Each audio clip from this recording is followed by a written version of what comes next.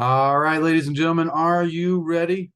Well, I hope you are because it is Tuesday, and you know what that means. Time for some Dr. Wayne W. Dyer and changing our thoughts and changing our life by continuing to practice living the wisdom of the Tao, the wisdom of the Tao Te Ching, ladies and gentlemen, which I like to call the spiritual, philosophical wisdom of the ages handed down to us by masters of spiritual philosophy and spirituality, such as Lao-tzu, from 2,500 years ago, 25 centuries, ladies and gentlemen.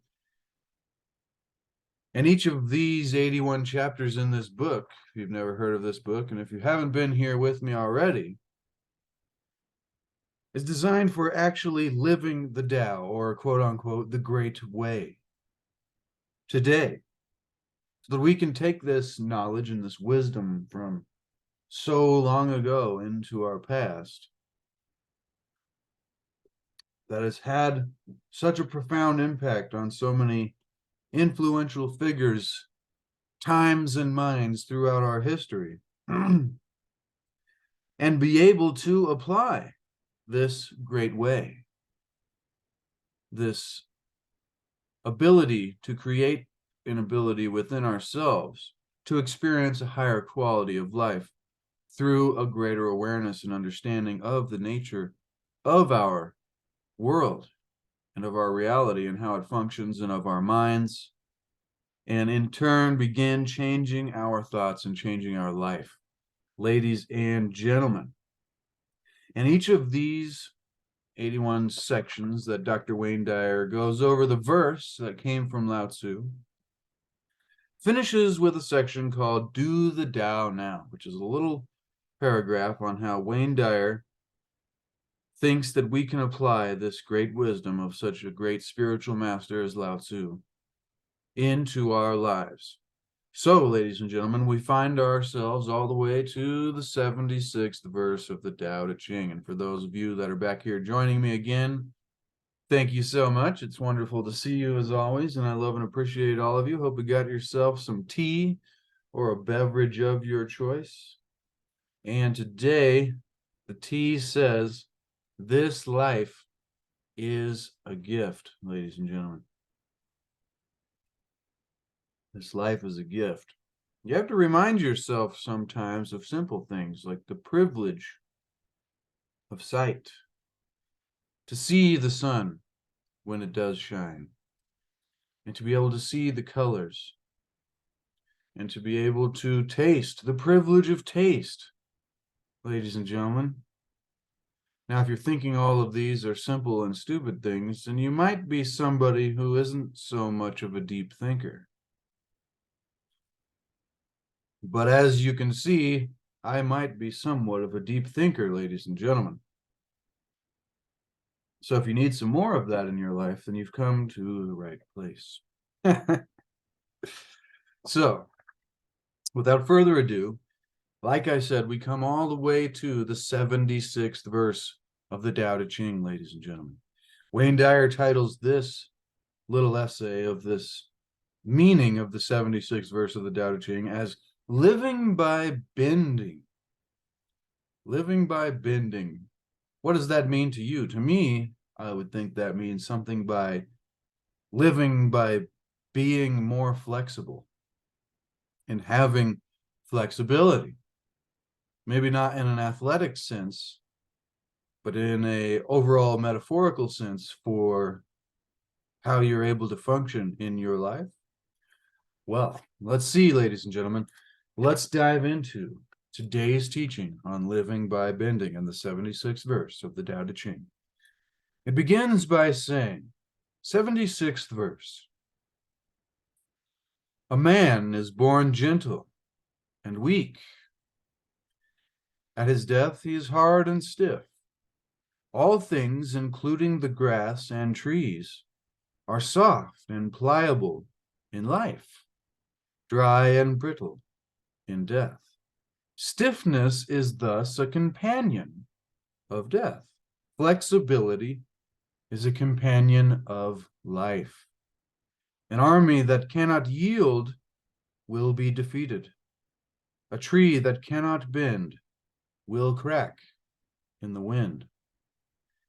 The hard and stiff will be broken, and the soft and the supple will prevail, ladies and gentlemen. And that concludes the 76th verse of the Tao Te Ching, a very powerful one, and a very metaphorical one on how we need to try to be in our lives and try to stay clinging to that vitality of life by continuing to be gentle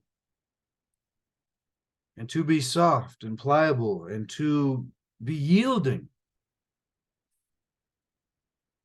and being willing to, quote unquote, bend in the wind.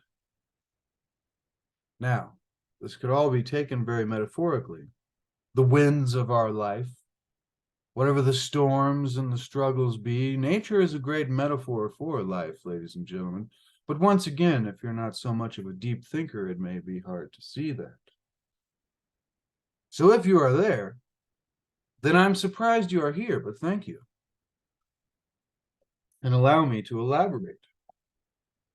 The storms, as well as the beautiful, peaceful days you see in the cycles of the weather, can be an analogy or a metaphor for our lives as we face hard times and difficult choices and challenges, as well as times of rest and a lack of action, and hopefully even peace and comfort. And so if you watch nature and learn how the trees and the animals and the various sections of reality of nature, I always thought of the Tao being translated as more of nature and the way and, God, or I like to call it the force, great spirit, whatever that be for you, ladies and gentlemen, the Tao. And so this is an example for us to try to learn from, if we have the eyes to see. Now, let's dive into what Dr. Wayne Dyer has to say about this 76th verse of the Tao Te Ching and this idea behind living by bending. Wayne Dyer begins, "The thing I love most about studying the Tao Te Ching is its impeccable adherence to finding the great way by closely studying nature." That's what we were just talking about, ladies and gentlemen. In this passage, Lao-tzu asks us to change the way we look at the concept of strength. Remember, this entire series, all of these 76, probably 80 episodes by now, ladies and gentlemen, over the last year and a half, and maybe longer, has been about this ability that we are creating within ourselves to change the way we look at things. And so that the way that the things we look at, we experience them differently. I couldn't get the them out there. Experience them differently, ladies and gentlemen. Change the way you look at things, and the things you look at change. When you change your thoughts, you can change your life experience. And it's funny because you can be looking at the same thing somebody else is looking at and see something entirely different. When someone hates the rain, they see the storm clouds and are upset. When someone loves the rain, they like to go out and embrace and enjoy it. The fresh smell and the rejuvenating and revitalizing, crisp, things can be taken whatever way. And if we haven't created an ability to have a connection to the great way in our lives and have a new perspective and awareness to give us an opportunity to experience a higher quality of life, then we may experience a much lower quality of life than is necessary because of the lack of what Dr. Wayne Dyer was just saying about is what he loves most about studying the Tao. And this great way is its impeccable adherence to finding greatness in this close study of nature. He continues by saying, in this passage, Lao-tzu asks us to change the way we look at this concept of strength and how we think of strength by noticing how the most solid and durable things in the natural world tend to be soft and gentle, and even sometimes weak, which is, once again, my favorite part about all of this, is the paradoxical nature of reality. And that is a great paradox, ladies and gentlemen. Once again, the things that we look at that seem to be the most solid and durable are actually things that tend to be soft and gentle and even sometimes weak. Now, what are we talking about here, Wayne? If we see strength as being hard and inflexible and unyielding, we may think of terms like this as far as personality traits goes as stubborn and unwilling to bend. He invites us to change that perception.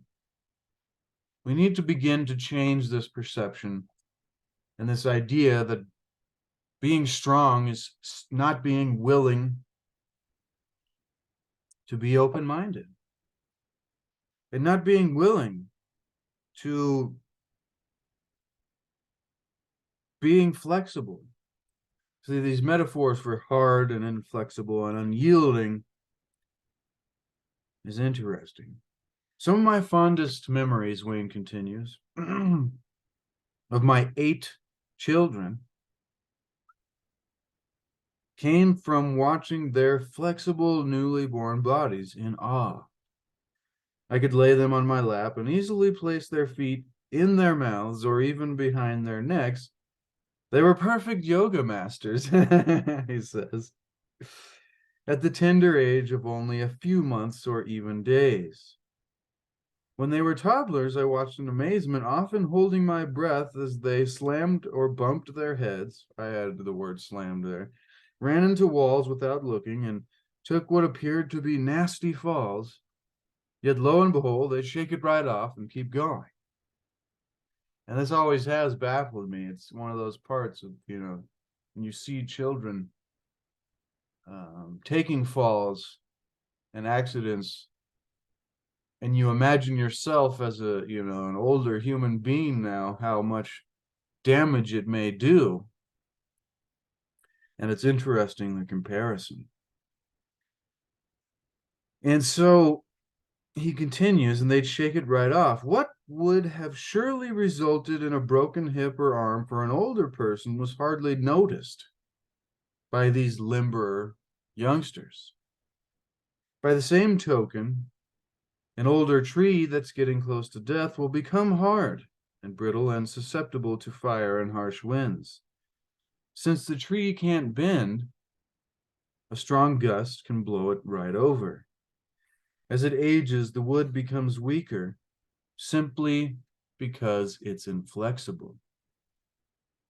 Its rigidity, which some think of as strength, has actually turned it into a weak organism.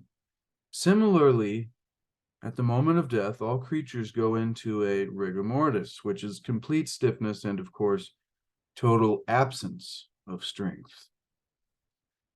Once again, this is metaphorical spiritual philosophy, ladies and gentlemen. So you have to be thinking of this in ways that apply to other things, not just the actual words that are being mentioned. We're taking this and extrapolating. And so, being pliable and able to bend, Wayne continues, goes beyond the aging process that all bodies are destined to experience. Thus, Lao-tzu encourages you to apply this principle to our thought processes and our behaviors. And I would add the emotions that we then experience because of our thought processes and routine patterns and habits of thinking and behaving. And we are encouraged to apply this principle of changing our thoughts around this idea of strength and flexibility so that we can begin to have a new experience. We're reminded, Wayne continues, that rigidity and hardness are not life, while pliability and even weakness are the companions of life. You may have been taught that strength is measured by how hard you are in your thinking, quote unquote, or how inflexible you are in your opinions. And how many of us know many people that are firmly rooted in this style of behavior? That for them to be strong, they must be firmly rooted in their thinking and inflexible and unwilling to change and closed-minded about others' opinions and inflexible about their own opinions, and that weakness is associated with those who are open-minded and willing to change. But I would insert myself that I find the greatest strength of mind comes with those who are open to being wrong and are open to finding new answers and asking questions and even questioning those answers, ladies and gentlemen. And so, when confronted with any stressful situation, keep in mind that being stiff, stubborn, and stuck won't get you very far, whereas being flexible will carry you through the storm, I'll add, or the darkness, I'll add, or the pain or the struggle, or even the process of growth and the process of expanding and becoming greater. This ability to be flexible will carry us through, whether it be good or great challenges, ladies and gentlemen. There can be good challenges too. I just found that interesting as I was saying that. Because we so often, this is just me rambling, we so often think of challenges as being negative things. But isn't it also just as true that when we are attempting great things, or even things of mediocre greatness, which is just fine, that there is also a challenge in the way? There is a path that we must go down, and there is work that must be done for us to create something. And so keep that in mind, that all challenges are not negative, and actually, to find goodness in our life, we must also be challenged. And so this is the nature of reality. And so we need to begin changing the way we think about challenges as well, ladies and gentlemen, and turn them into the term opportunities. Whenever somebody is dealing with a struggle, a challenge, we call it an opportunity. And that is a new thing that I suggest that each of us do, if you haven't begun doing already. There are a lot of opportunities out here in life, some of them far worse than others, and some of them far greater than others.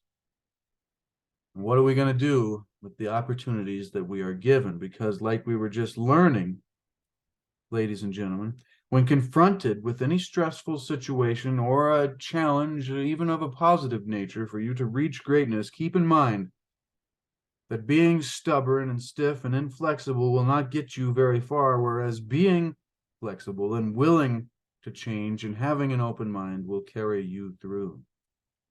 This does not mean your mind is so open that it falls out onto the sidewalk. That is a metaphor. And I hope you get what we're putting down here, ladies and gentlemen. Picking it up. Are you? We're putting it down.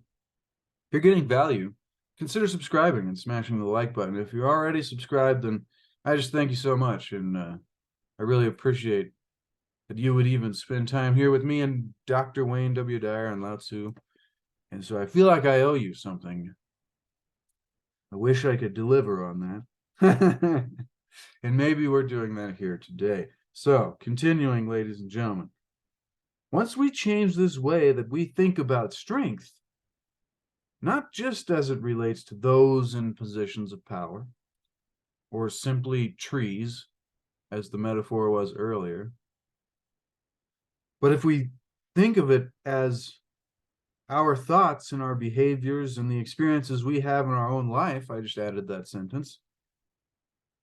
Back to the book here, quote, but for yourself as well, not just as it relates to those in positions of power, but for ourselves as well, Wayne says, there's a lot to be said for what we're conditioned to think of as being weak. Begin to see that strength is weakness. Weakness is strength. Now you might be saying, what? How is that possible? That's the opposite of what is commonly accepted. And that's the secret, really, to all great mystical revelations and understandings, is that it usually is an opposite world. And what is most commonly accepted, we must begin to ask ourselves, wait a minute. If everybody thinks this is the way it is, then that's when you know there is something else going on, especially when it comes to this idea of all of the fascinating paradoxes of the Tao Te Ching and the great wisdom of the ages of spiritual masters of all over the planet. Is this beginning to see that strength is weakness, weakness is strength? Just another of the Tao Te Ching's fascinating and powerful, profound, life-changing paradoxes, ladies and gentlemen. Here's what Lao-tzu urges us to consider as we begin to try to apply this lesson of the often quoted 76th verse of the Tao Te Ching. Number one, on how we can try to apply this wisdom here today from 2,500 years ago. Be strong by bending, or be strong by being flexible. Be willing, Wayne says, to be like palm trees in the midst of hurricane force winds. Their so-called weakness somehow gives them the strength to survive devastating storms.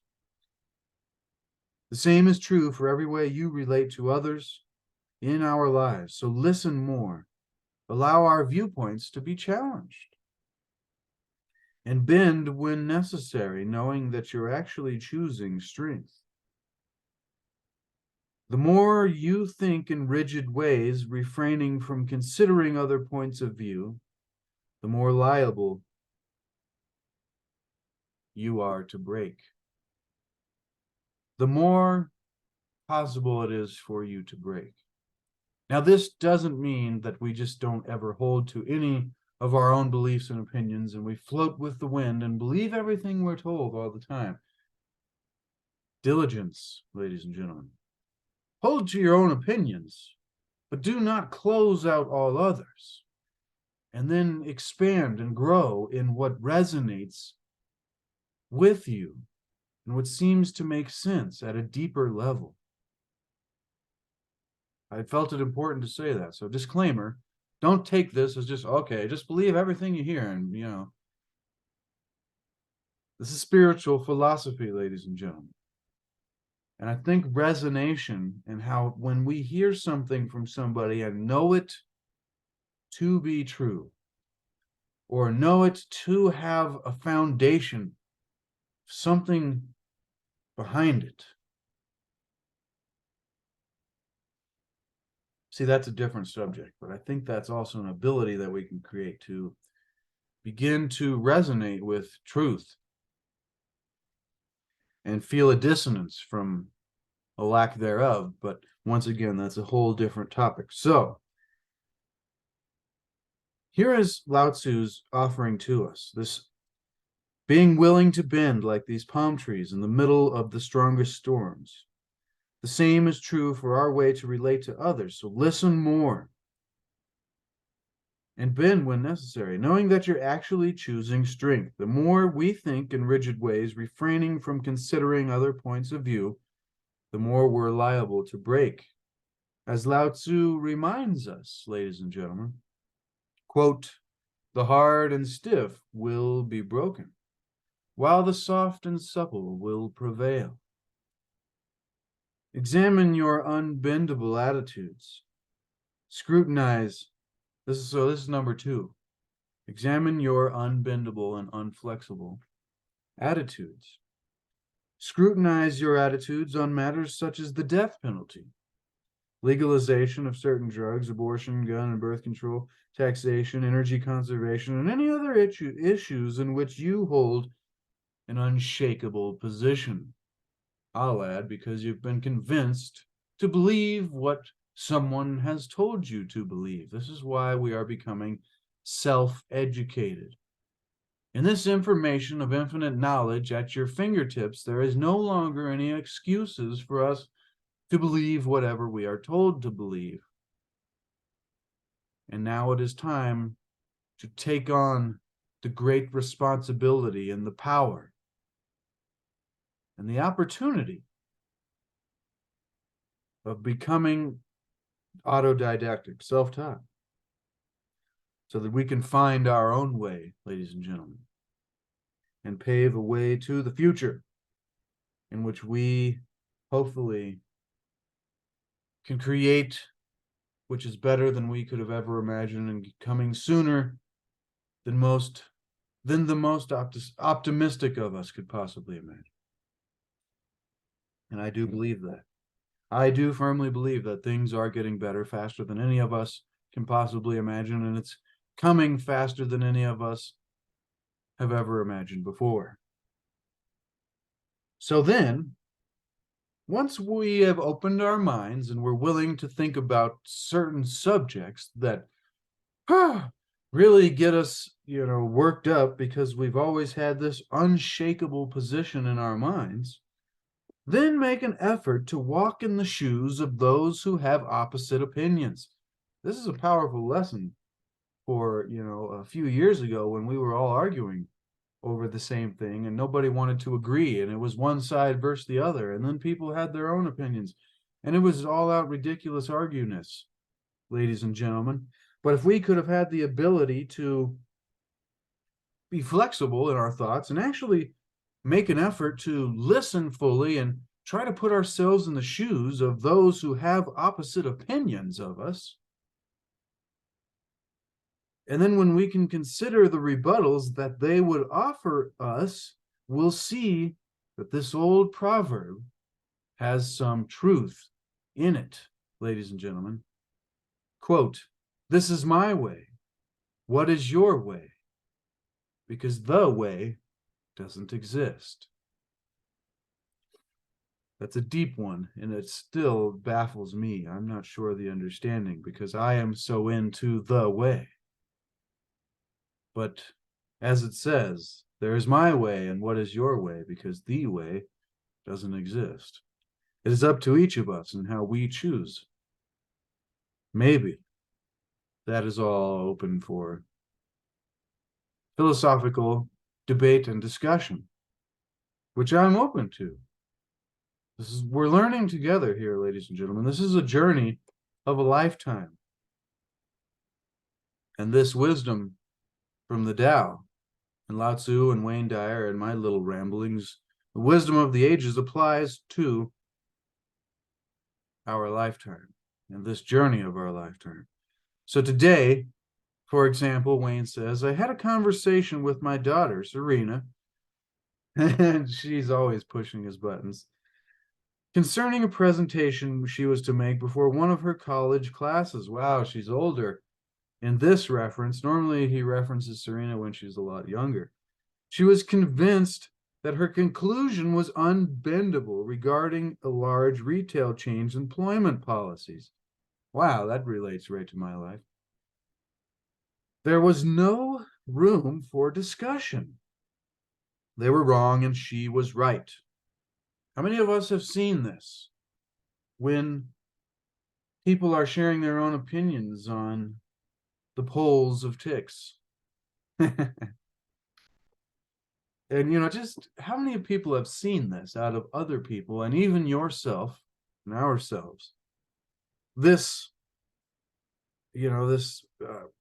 convinced position we find ourselves in, that there is no room for discussion and they are wrong and we are right. And how difficult it is to let go of that. There was a joke Wayne Dyer made one time in one of his speeches, and he says,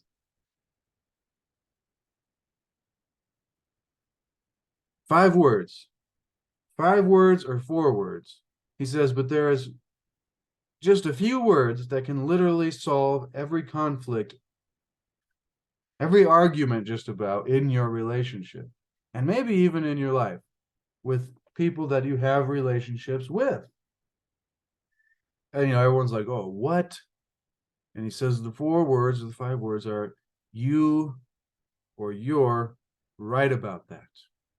You are right about that. And you can see how if you're willing to let go of your ego demands to be right and to win and to triumph, then it is very easy to solve any argument or disagreement by simply letting the other person have the ego victory. And then there is no more combat, so to speak. This combat of not wanting to give up the being right. And this idea that there is no room for discussion and they are wrong and we are right. And you can see how a never-ending conflict could continue from that state and that perspective and that viewpoint on how we could look at any situation instead of being flexible and willing to bend. And even if we don't agree, like if we have somebody over for a family holiday occasion, and I always say, no, I don't really like how you do the decorations like that. And, you got these things all over the table and whatnot. You could say, well, you're right about that. And they'll say, well, okay, well, thank you. Are you going to change it next year? You say, no. And they'll say, but I thought you said, well, yes, you are right about that. But I don't know. It's just funny. That always made me laugh. They'll be like, okay, so you're going to change it next year? And you're like, no, but you are right about that. And you just, it's kind of a funny, paradoxical victory in its own way. See, the ego is always seeking victories, ladies and gentlemen. It's ridiculous. But I guess it's helped us to survive.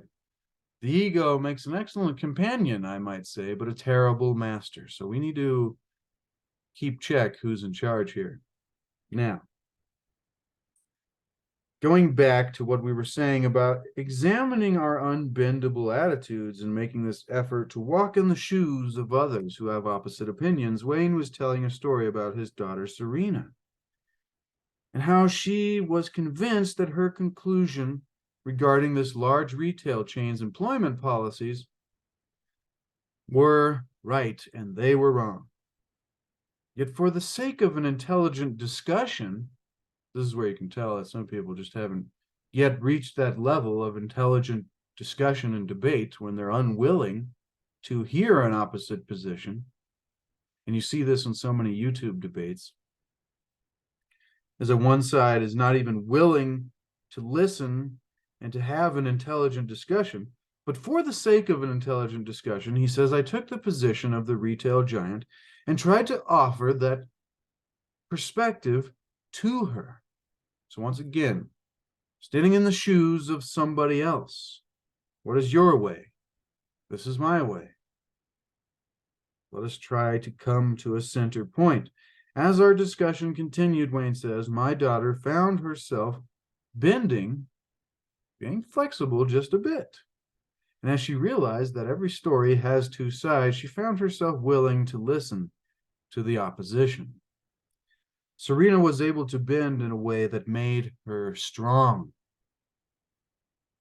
If leaders on both sides of any matter were willing, ladies and gentlemen, to at least listen to each other, conflicts wouldn't need to escalate to life and death proportions.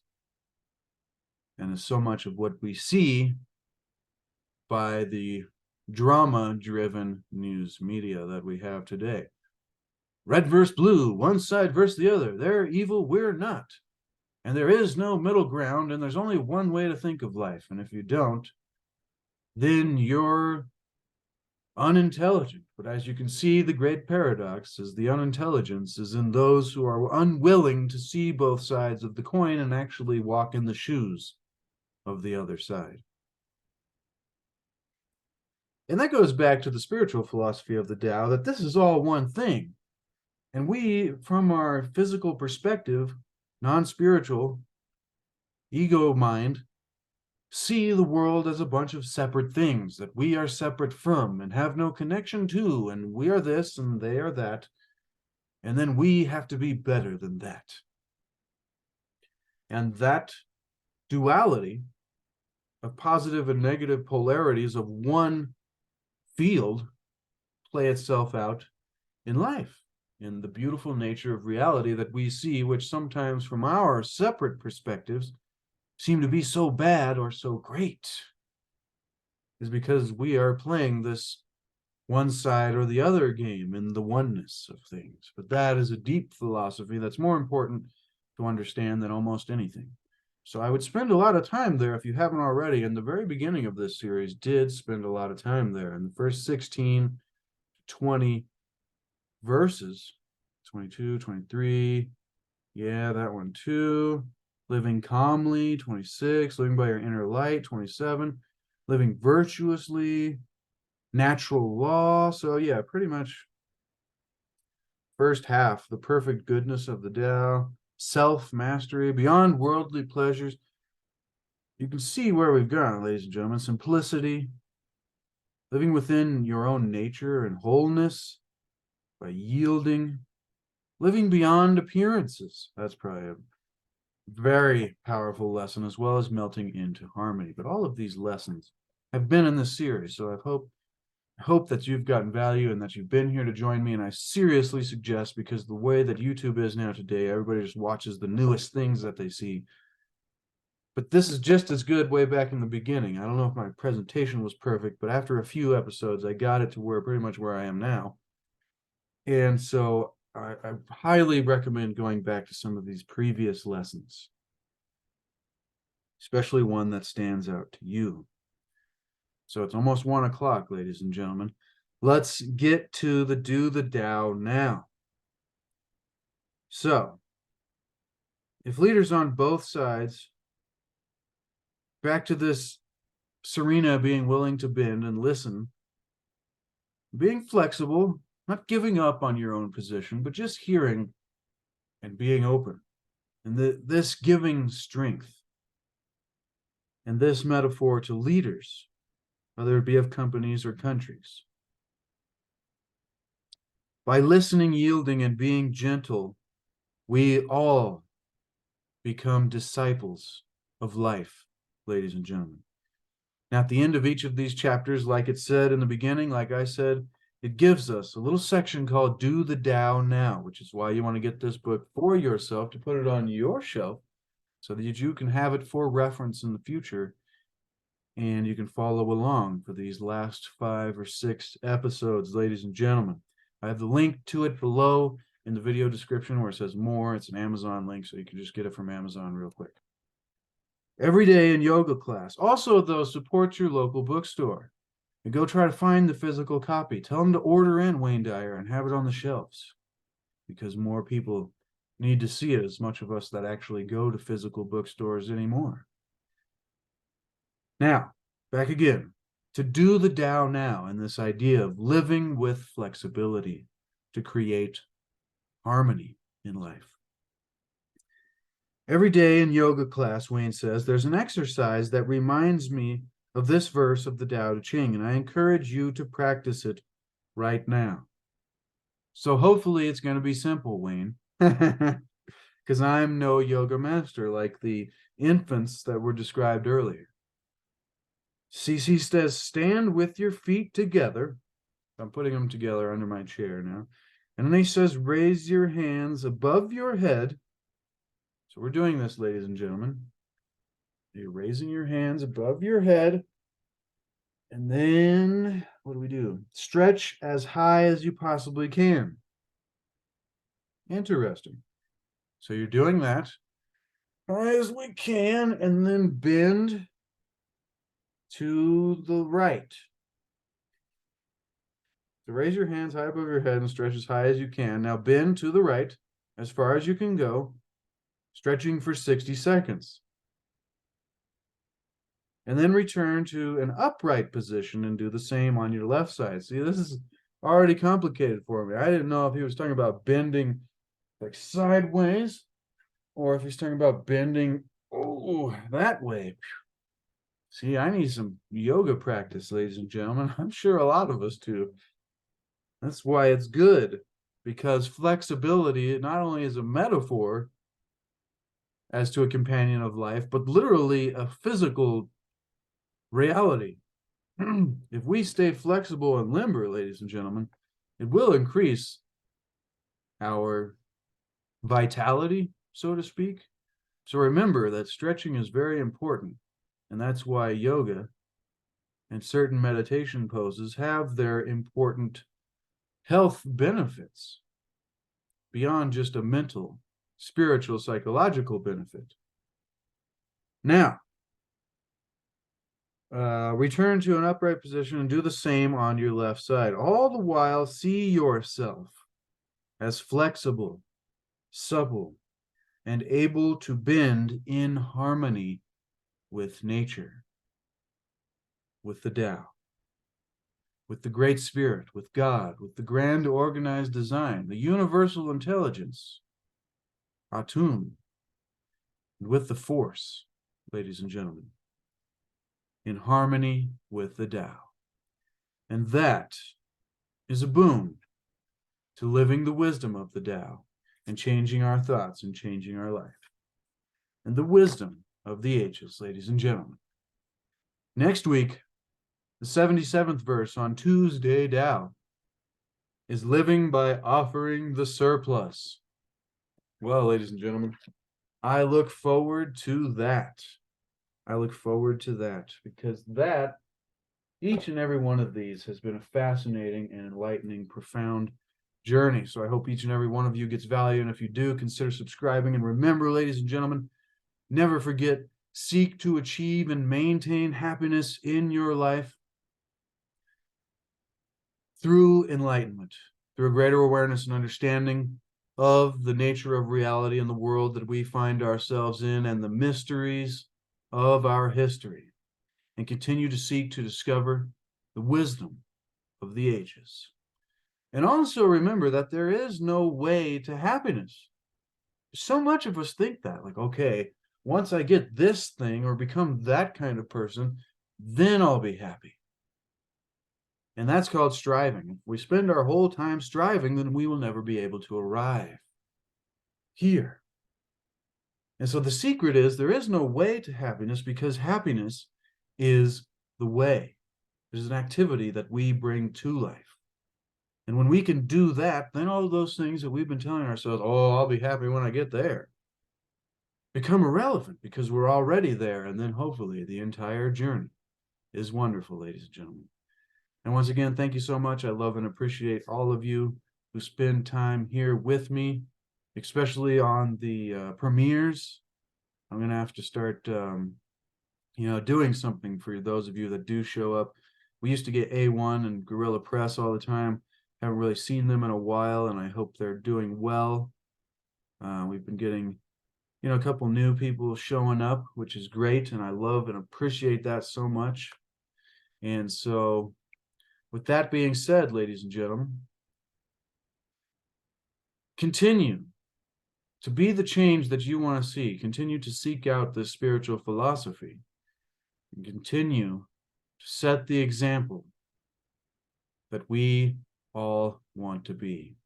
All right, I'll catch you tomorrow, ladies and gentlemen, on Wednesday Wisdom, diving deeper into the lost wisdom of the pharaohs and the Hermetica, diving into the section entitled Man is a Marvel, and Hermes, discussing the nature of mankind and our special relationship with God. Ultimate subjects, ladies and gentlemen. Until tomorrow, stay frosty.